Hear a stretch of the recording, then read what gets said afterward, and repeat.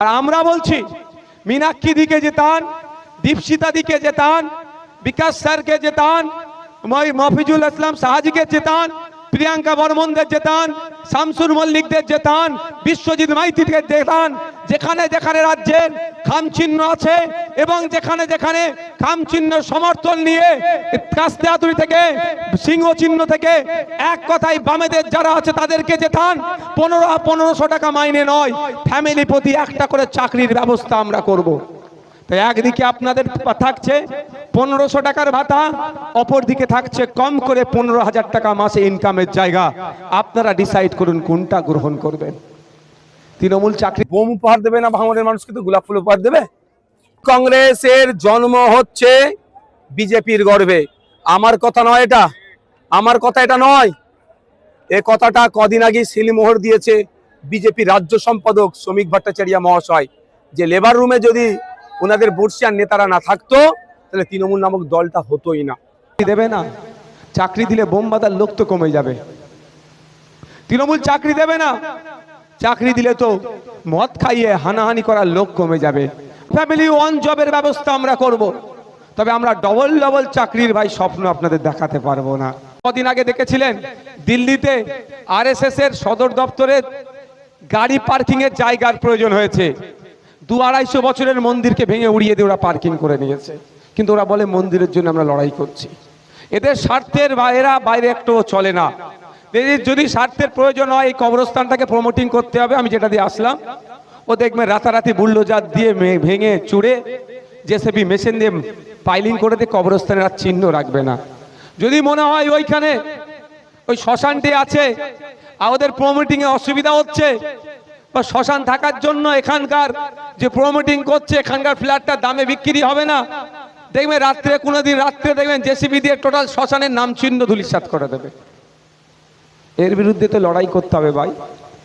যদি মনে করেন এর বিরুদ্ধে লড়াই করার জন্য আপনাদের সামনের সারিতে নওশাদ সিদ্দিকীকে রাখা দরকার, তাহলে বলবো আগামী 29শে এপ্রিল আসছে দিন, খামচিহ্নে আমাকে ভোট দিয়ে জিতান, আমি সামনে থেকে লড়াই করব।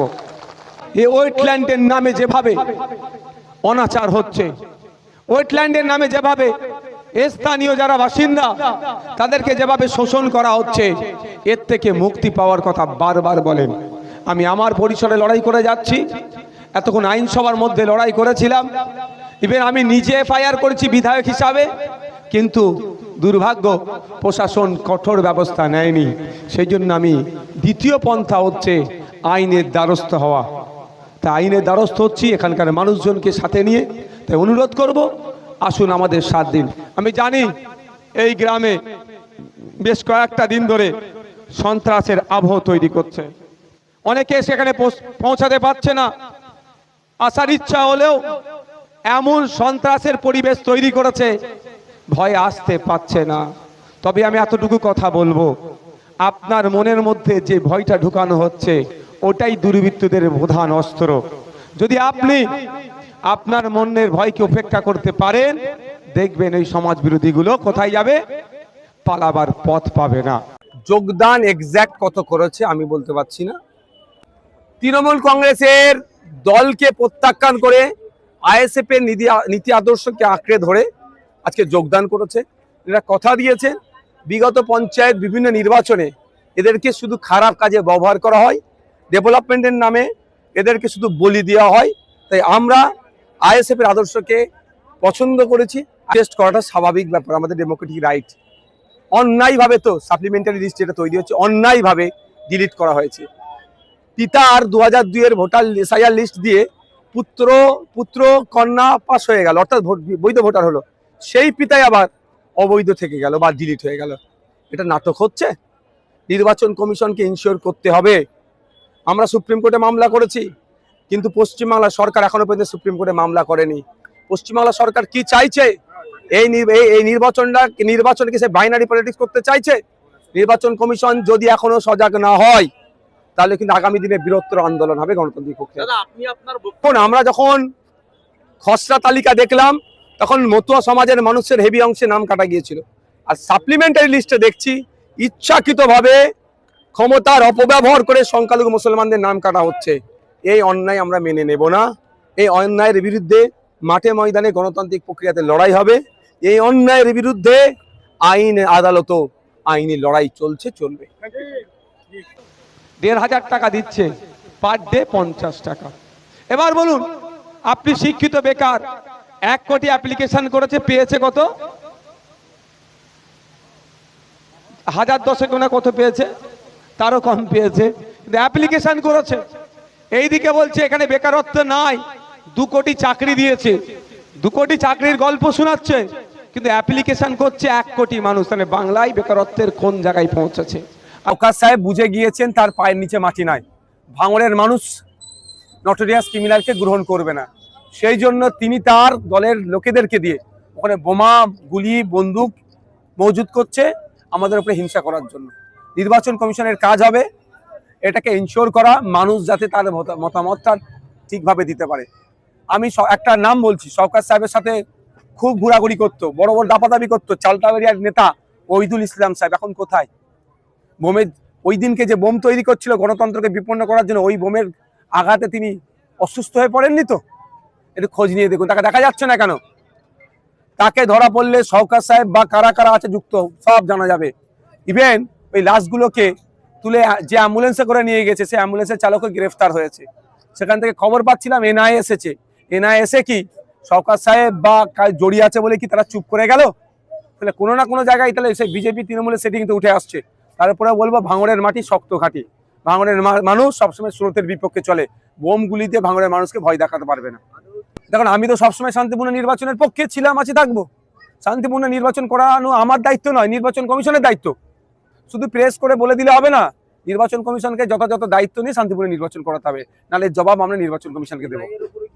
কারণ এমন বোমবান ছিল, স্পটে 2 জন ডেড, আবার শুনলাম নাকি 4 জন এখনো লাপাতা। তারা হয়তো মনে হয় এতক্ষণ কোথায় আছে বোঝা মুশকিল, মারা গেছে না বেঁচে আছে। এত বড় ঘটনা, এটা সীমান্তবর্তী রাজ্য, আবার সীমান্তবর্তী জেলা, এটা আমাদের ভাবতে হবে। এত বোম, বারুদ, পিস্তল কোথা থেকে আসছে, এটা তদন্ত হওয়া দরকার। দেখুন, নওশাদ সিদ্দিকীকে আটকানোর জন্য যে থানা তৈরি হয়, তাহলে অশান্তি থামবে কি করে? আর দিয়েছে নটোরিয়াস ক্রিমিনালকে দায়িত্ব, তো ও তো কি গোলাপ ফুল দেবে? ও তো বমি দেবে। মমতা ব্যানার্জি যাকে বলছে তুই বোম বাঁধিস, ন্যাশনাল হিউম্যান রাইটস কমিশন যাকে বলছে নটোরিয়াস ক্রিমিনাল, তাকে দায়িত্ব দিলে, তাকে প্রার্থী করলে বোম উপহার দেবে না ভাঙড়ের মানুষকে তো গোলাপ ফুল উপহার দেবে? তৃণমূল আলাদা নয়, এরা একটা বৃন্দে 2টি ফুল। সুতরাং এই ফুলকে আর বিশ্বাস করা যায় না। এই 2 ফুল মিলে বাংলার মানুষকে ফুল বানাচ্ছে তথা বোকা বানিয়ে দিচ্ছে। তাই বাংলার মানুষ এই 2 ফুলকে জবাব দেবে ইভিএম মেশিনের মাধ্যমে, ভোটের মাধ্যমে আগামী 29শে এপ্রিল। এটা আশা করা যায় তো নাকি? 21 সালে কি বলেছিল? এনআরসি সিএ করে তাড়িয়ে দেবে। আমরা কি বলেছিলাম? অতটা হয়তো ভরসা আপনারা করতে পারেননি সেই সময়, যে কারো ক্ষমতা নাই, মোদীজি, অমিত শাহজি কেন, তার 14 পুলিশের ক্ষমতা নাই কাউকে কোনো ভারতীয়কে দেশ থেকে তাড়াবার। বলেছিলাম তো? আপনারা বলুন, লাস্ট 5 বছরে কজন ভারতীয়কে তাড়িয়েছে? আমার জানা আমির শেখ মাল্লাতে পেল অর্ডার দিয়েও পারে ফেলে দিয়েছিল। শাসক অনেক গল্প শোনায়, কোন ব্যবস্থা গ্রহণ করেনি।